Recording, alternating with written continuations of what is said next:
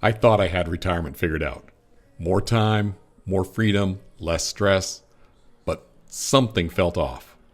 I had the numbers, I just didn't have the clarity. And here's the truth that no one tells you about retirement. Having a plan isn't the same as feeling confident about it. I kept asking myself, what if I'm wrong? What if I run out of money? Or worse, what if I don't run out of money, but I run out of meaning? That's when I turned to AI. Not for answers, but really for perspective. I started simple. I asked it to model my income, different scenarios, different markets, different spending levels. And suddenly, I wasn't guessing anymore. I could actually see it. Then I went deeper. I asked, what does my life actually look like? Where am I living? How often am I traveling? What does a normal Tuesday feel like? AI helped me simulate not just my finances, but my lifestyle. And that changed everything.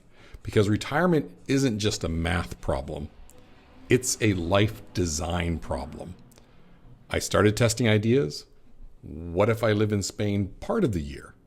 What if I build something small like a retreat or a project? What if I focus on experiences instead of accumulation? AI didn't tell me what to do. It showed me possibilities. And more importantly, it showed me trade-offs. If I spend more here, I adjust there. If I slow down here, I gain something else. That's when it clicked. The goal isn't to predict the future. It's to build a system that can handle it. And now I don't just have a retirement plan.